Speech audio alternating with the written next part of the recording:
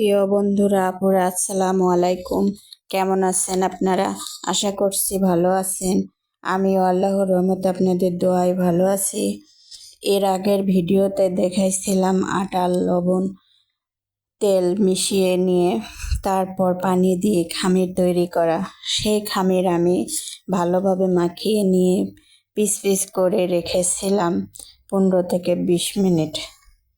অবশ্যই ঢাকনা দিয়ে রাখতে হবে, তাহলে হয় কি খামিরগুলি ফুলে ওঠে আর নরম হয়। পরোটা বলেন পুরি বলেন সুন্দর নরম আর তুলতুলে মচমচে হয়। যাই হোক, সেই খামির দিয়ে আমি এখন পরোটা বানাচ্ছি। আমি আগেই অন্য সবগুলো বানিয়েছি, একটি শুধু রেখেছি আপনাদের সাথে শেয়ার করব বলে। প্রথমে রুটি বানিয়ে নিয়ে তার মধ্যে মাঝখানে একটু আটা দিয়ে এইবার দুই পাশে বড় করে ভাঁজ করে নেব। তারপরে একটু ছোট করে নিলে পরোটার আকারে একটু আকার আসে, ছোট আকারের পরোটার আকারে আকৃতি হয়। সেইটা আবার বেলে নিয়ে বড় করে নিই। আমি হয়তো অন্যদের মতো অত সুন্দর পারি না। যাই হোক,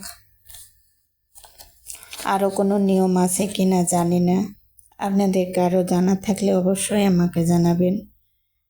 আমি আমার মতো অর্থাৎ যেমন পারি তেমন করেই বানিয়েছি। যাই হোক, আমার পরোটা বানানো শেষ। এবার চুলা অন করে চুলায় কড়াই দিয়ে গরম হওয়ার পর পরোটা দিয়ে দিব।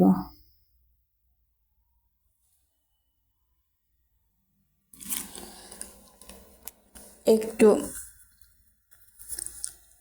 গরম হয়নি এখনো, যাই হোক কড়াইয়ে একটু পানি আছে, মুছে ফেলতে হবে, তাহলে তাড়াতাড়ি গরমটা হয়ে যাবে।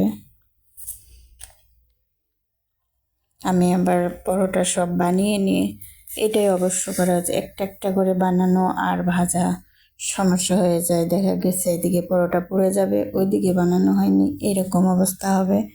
তো একবারে সব পরোটা বানিয়ে নিয়ে তারপর চুলা অন করে ভাজা শুরু করি। কারণ পরোটা দেখেছি যে রুটি একটা বানানো হয়, একটা ভাজা যায়, কিন্তু পরোটা একবারে বানিয়ে নিয়ে একবারে সবকটা বানিয়ে নিয়ে চুলার কাছে এসে পরোটার সাথে থাকা লাগে। তেল দেওয়া, উল্টানো, ভাজা সব সময় আর কি লাগে। যাই হোক, কড়াই গরম হয়ে গেছে, আমি পরোটা দিয়ে দিচ্ছি।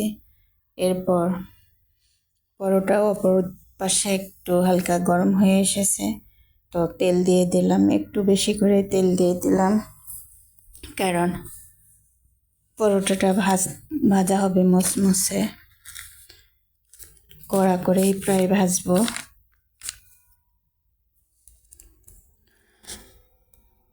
এক পাশ হলে আর এক পাশ উল্টিয়ে পাল্টিয়ে নামিয়ে নেব। আজকের ইফতারিতে পরোটা আর আলুর ঘাটি।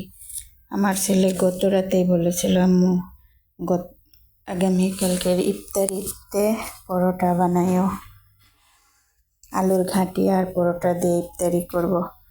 যেই বলা সেই কাজ। আল্লাহ আমাকে সুস্থ রেখেছে, তাই বানিয়ে ফেললাম পরোটা, আর ভিডিও করে শেয়ারও করলাম আপনাদের সাথে। কেমন হচ্ছে জানাবেন।